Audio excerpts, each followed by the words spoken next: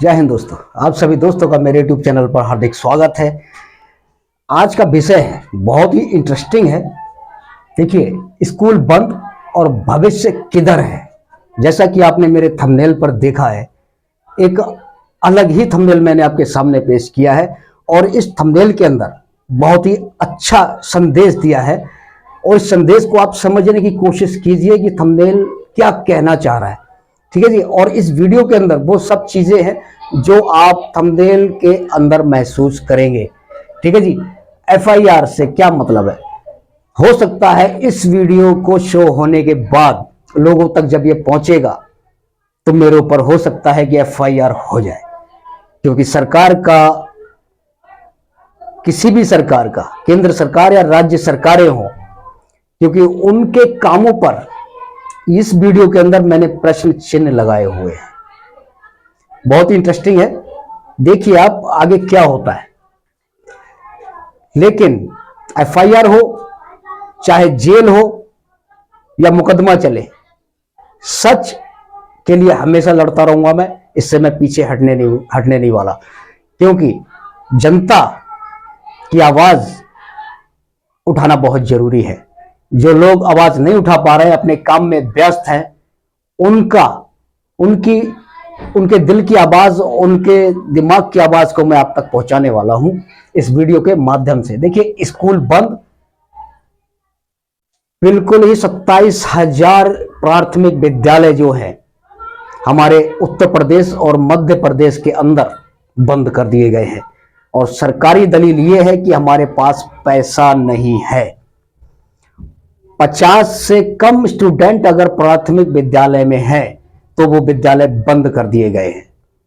पिछले कई वर्षों से बंद होते चले आ रहे हैं और आज भी बंद होने की कगार पर हैं जो कुछ बचे हुए हैं। ठीक है जी। दलील ये है कि हमारे पास पैसा नहीं है। शिक्षा आपके बच्चों का अधिकार है। जैसा कि पिछली सरकारों ने, मनमोहन सरकार ने एक शिक्षा का अधिकार कानून दिया था, उस कानून का हनन करके, उस कानून को कुचल के इन स्कूलों को बंद किया जा रहा है। ठीक है जी। क्यों बंद किया जा रहा है ये आप अच्छी तरह जानते हैं, क्योंकि इनका टारगेट कुछ और है, शिक्षा पर टारगेट है ही नहीं। शिक्षा एक जीवन का आधार है। 5वीं क्लास तक जो शिक्षा होती है उसके लिए कानून बनाया गया है, शिक्षा का अधिकार, लेकिन वही छीन लिया जाएगा तो आगे की पढ़ाई संभव है ही नहीं।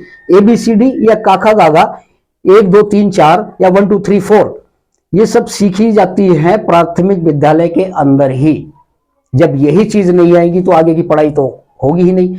और देश के अंदर आने वाले भविष्य के अंदर ज्यादा से ज्यादा अनपढ़ होंगे, वो साक्षर नहीं होंगे, क्योंकि आज के जो बच्चे हैं वो अनपढ़ आगे जाके 15-20 साल के बाद वो अंगूठा ही लगाएंगे हर जगह पर, क्योंकि प्राथमिक शिक्षा के बाद उन्हें कोई शिक्षा मिलने वाली है ही नहीं, मुमकिन ही नहीं है। देखिए, अब ये धर्म, पैसा तो हटा दिया, बता दिया कि पैसा नहीं है, लेकिन धर्म के लिए पैसा जरूर है। आए दिन नदियों के घाटों पर, गंगा, यमुना या सरस्वती या दूसरी नदियां जो हैं वहां पर, उनके घाटों पर दिए जलाए जाते हैं, दीप हर साल।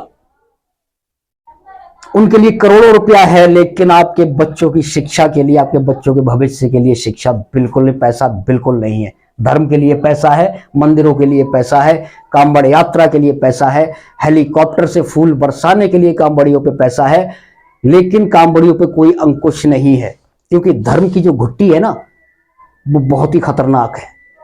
शिक्षा से दूर किया जा रहा है और धर्म के अंदर घुसेड़ा जा रहा है। धर्म आपका जीवन आगे नहीं बढ़ा सकता, लेकिन शिक्षा आपके जीवन को जरूर बढ़ाएगी। ठीक है जी।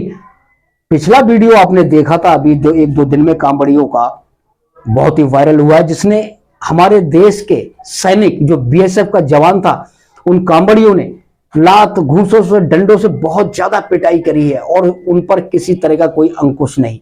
आधे घंटे के अंदर उन कांवड़ियों को जमानत मिल गई। एक ऐसा सैनिक जो हमारे देश की सीमाओं पर तैनात रहता है 24 घंटे, उसके साथ व्यवहार। और सबसे बड़ी विडंबना यह है कि उस रेलवे स्टेशन पर आम जनता, आप जैसे, मेरे जैसे, वहां बहुत खड़े हुए थे। किसी ने आवाज नहीं उठाई, किसी ने उस सैनिक को बचाया नहीं, वो बेचारा पिटता रहा। ठीक है जी। अब नेता और उनके इच्छित काम, जैसा आप नेता चुनेंगे वो उसी हिसाब से ही काम करेगा।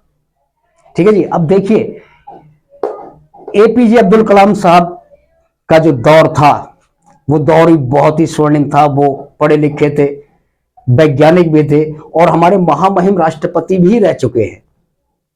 उनका फोकस शिक्षा पर था, विज्ञान पर था, साइंस पर था और युवाओं में उस दौर में बहुत ज्यादा जोश आ गया था कि अब हम आगे पढ़ेंगे, लिखेंगे, वैज्ञानिक बनेंगे, अपने देश को आगे तक लेकर जाएंगे। ठीक है जी। बहुत ज्यादा जोश था। मनमोहन सिंह के सरकार में भी यही था, वो बहुत ज्यादा पढ़े लिखे थे, उन्होंने देश को एक आयाम दिया, एक बुनियाद दी थी। युवाओं के अंदर जोश भरा था पढ़ाई लिखाई का और वो आगे तक जारी रहा। लेकिन आज के दौर में क्या चल रहा है आप अच्छी तरह जानते हैं। धर्म पर फोकस है और शिक्षा को कहीं दरकिनार कर दिया गया है। ठीक है जी। दिमाग का अपहरण कैसे करते हैं? दिमाग का अपहरण यह है कि धर्म की जो चाशनी में डुबो के इन लोगों को दिमाग का जो है अपहरण किया गया है। उन्हें यह दिखाया गया कि ये सिर्फ धर्म ही है, शिक्षा कुछ नहीं है। जैसा नेता वैसा समाज, वैसे उसी हिसाब से देश का विकास होता है। ठीक है जी। अब धार्मिक नेता कैसे कैसे, देखिए सीधी सी बात है, ना मौलवी चाहिए देश को, ना सन्यासी चाहिए। देश को चाहिए सिर्फ पढ़ा लिखा, काबिल, वैज्ञानिक नेता जो देश को एक नए रास्ते पर, विकास के रास्ते पर लेके जाए। लेकिन धर्म कहां लेकर जाएगा? आदि मानव काल के अंदर। देखिए, अगर आप पढ़े लिखे को बताएंगे तो वो शिक्षा की बात करेगा, आईटी की बात करेगा, विश्वविद्यालय खोलने की बात करेगा।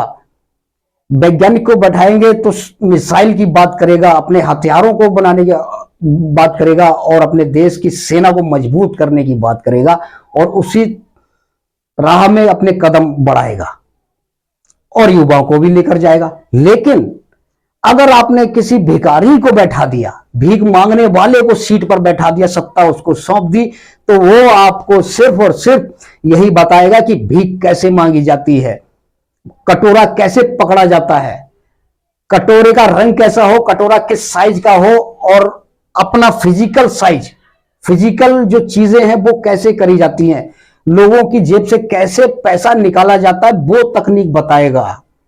यही हो रहा है। और किसी सन्यासी को अगर बैठा दिया तो फिर वो घंटा बजाना ही सिखाएगा, आपके बच्चों को शिक्षा से दूर लेकर जाएगा। ये बहुत बड़ी कमियां है हम सबकी, पूरी जनता की। जनता जो बहक गई है, उनके दिमाग का अपहरण कर लिया है इन लोगों ने। इस चीज से आप बाहर निकलिए, क्योंकि जब सड़कें खाली हो जाती हैं, सूनी हो जाती हैं, संसद आवारा हो जाती है।